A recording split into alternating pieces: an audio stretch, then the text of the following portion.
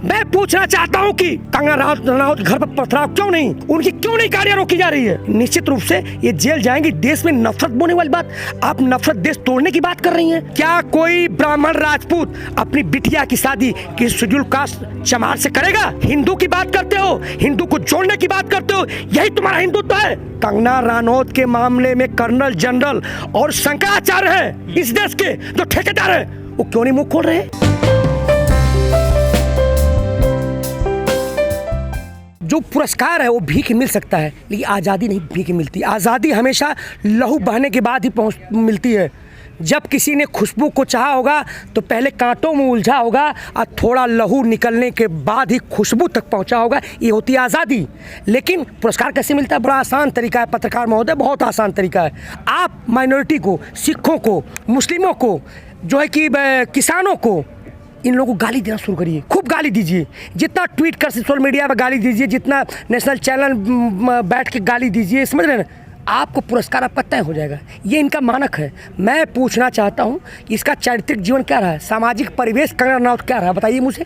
आप कैसे वो प्रेरणा स्रोत बनेंगी? देखो, फिल्मों में काम करना अलग बात है, आप अच्छी फिल्में बनाते हैं, लेकिन आप चोर डकैत हो, किसी का मर्डर कर रहे हो, क्या उनको पुरस्कार मिलना चाहिए? ऐसे लोग जो कल तक रेव पार्टी, जब तक कल ड्रग्स पार्टी मना रहे थे, जिस तरह से लोगों ने सामाजिक ताने बाने को तोड़ा, जो भारतीय सभ्यता और संस्कृतियों को के अगेंस्ट गए, उन लोगों को पुरस्कार? कौन ऐसी हिंदुस्तान में लड़की होगी, लड़के होंगे जो अपना कंगना रनौत को आदर्श मानती है और उसको पद्मश्री पुरस्कार दिया जाता है? पद्मश्री पुरस्कार का अपमान है जी। लेकिन वो तो कहते हैं कि वो झांसी की रानी है जी। झांसी की रानी का कोई एक्टिंग है, वास्तव में नहीं है। झांसी की रानी ने अपने जो है कि पूरे पति का त्याग किया, परिवार का त्याग, सबका त्याग कर दिया, त्याग किया था। इन्होंने क्या त्याग किया मुझे बताइए?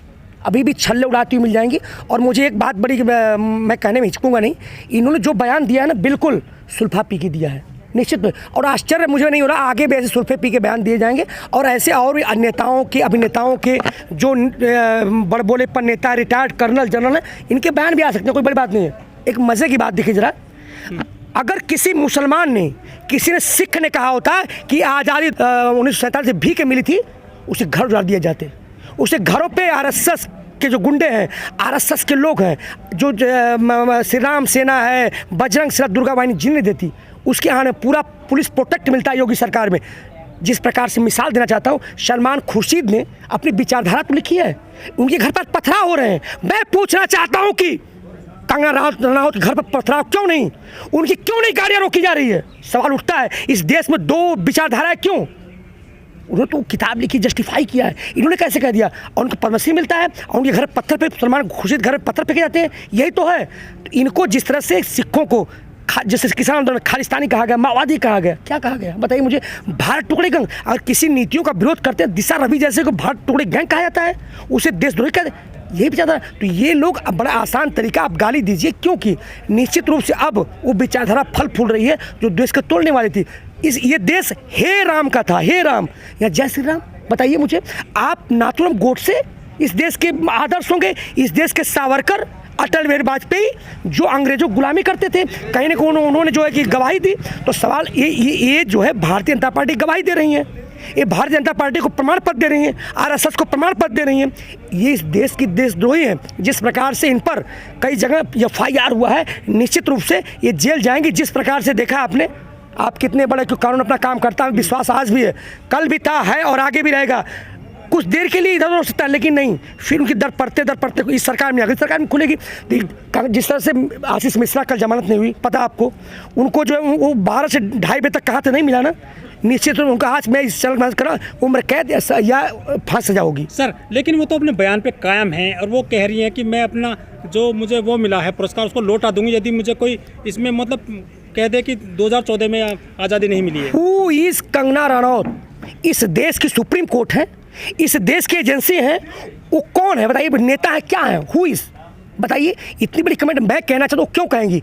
इनके ऊपर इतना बड़ा देश में विचारधारा, इतना बड़ा देश में कंट्रोवर्सी, विवाद चल रहा है, इसमें गृह मंत्री को, प्रधानमंत्री को आना चाहिए, कहाँ है बताइए? देश में नफरत बोने वाली बात, आप नफरत देश तोड़ने की बात कर रही हैं, क्या यही है? तो ये इनको पीछे से बताया ना मैं पहले, पीछे से इनको वजूद, इनको कहीं से मिल रहा है, सपोर्ट मिल रहा है, मतलब प्रमोट किया गया है। आप ये बीजेपी प्रमोट करती है, ये विचार वैसे प्रमोट, तो क्यों उन पर बोले कि सर जो मैच चलता है हिंदुस्तान पाकिस्तान का, यदि पाकिस्तान जीत जाता है मैच में, कोई भारतीय मतलब कोई ताली बजा देता है तो उस पर यूएपीए का केस दर्ज हो जाता है, लेकिन इसने पूरी आज़ादी पे सवाल निशान लगा दिया है। निश्चित रूप क्यों नहीं होती है इसीलिए तो ये सर्वविदित है कि ये लोग आजीवन राष्ट्रपति बनना चाहिए, हिंदू राष्ट्र घोषित करना चाहते हैं, जबकि इस देश में मेरे देशवासियों, इस हिंदू मुस्लिम सिख ईसाई अलग अलग धर्म, अलग अलग जाति है, अलग अलग धर्म संप्रदाय है, अलग अलग खाना पीना है, अलग अलग रहन सहन है, तो कैसे एक विचारधारा चल सकती है बताइए मुझे।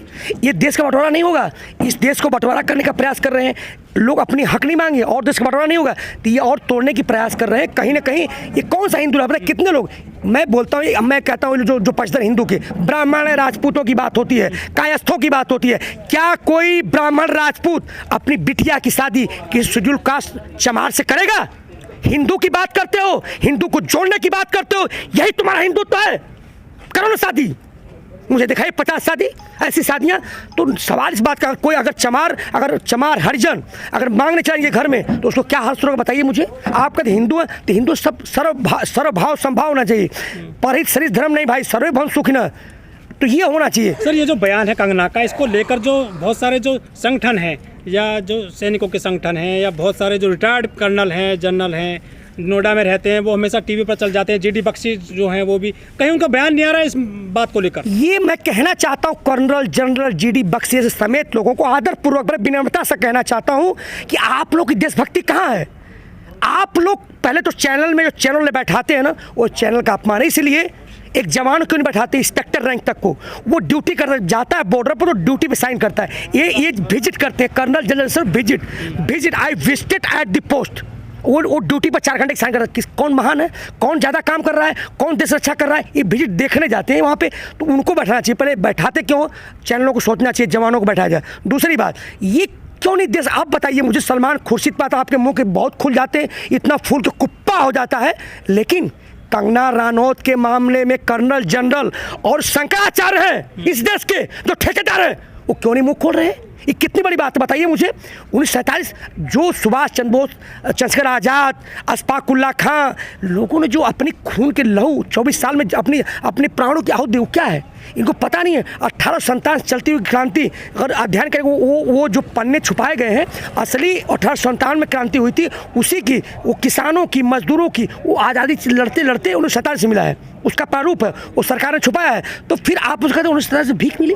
ये देशद्रोह, इस देश में अब तो सुप्रीम कोर्ट को संज्ञान ले ही लेना चाहिए कि इस देश में जो इस विचारधारा को प्रमोट करते हो देशद्रोही हैं, चाहे कर्नल हो, जनरल हो, चाहे राष्ट्रीय मीडिया हो, चाहे पत्रकार हो, चाहे रिटायर्ड जज हो, चाहे कोई हो, चाहे सरकार हो, और एक श्रेणी तो वो देशद्रोही की श्रेणी में आते हैं। 1947 में हमने तिरंगे 31 साल मैंने सरहद पे इसलिए गुजारे तिरंगे को, हमने तिरंगों को सैल्यूट दिया। वो भगवा की बात करती हैं, हम भगवा को सम्मान देंगे? बताइए मुझे। जो उसमें हरा रंग जो फसलों का प्रतीक मनाता है, सफ़ेद शांति का प्रतीक है, और बलिदान का किसी, बताइए उसको अपना कर रही हैं, क्या थोपना चाहती हैं बताइए मुझे। जो बयान जो दिया है कंगना ने, क्या कोई किसी दूसरे व्यक्ति का हाथ हो सकता है? जी, प्रमोट ऐसे बहुत से में, खालिस्तानी माओवादी किसने कहा, भारत टुकड़ेगन किसने कहा, ये सब चीज़ें ये प्रमोट किया जाता है इनकी सरकार में कि आप लोग कहिए हिंदुत्व को जितना तोड़ सकते हो। ये तो अंग्रेजों के, ये तो लगे हैं आरोप लगे, मैं भी सुनता हूँ कि अंग्रेजों के निश्चित रूप से कहीं ना कहीं एजेंट हैं। ये तो भारत तोड़ने की बात करते, सरकार का समर्थन पूरा जी हाँ। बीजेपी के जो बहुत सारे संगठन हैं, आरएसएस वगैरह, वो हमेशा जेएनयू को बदनाम कर देते हैं, टुकड़े टुकड़े गैंग की बात करते हैं,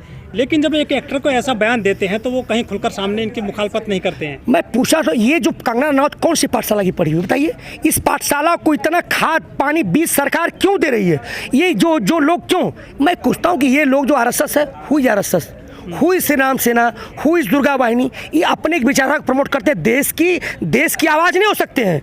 ये जो संगठन है उनकी एक विचारधारा होती है, वो अपने संगठनों को लोग पूरे देश पर थोप नहीं सकते हैं। ये थोपने का प्रयास किया जाए। फिर एक बार मैं कहना चाहता हूँ, ये अलग अलग जाति, धर्म, संप्रदाय, रहन सहन, खान पीन सबका अलग अलग है। यहाँ सब लोग रहेंगे। आप अपनी विचारधारा लेके कहीं अपना जंगल में जाइए, जंगल में रहिए, वहाँ चलाइए अपना, हमें कोई दिक्कत नहीं है।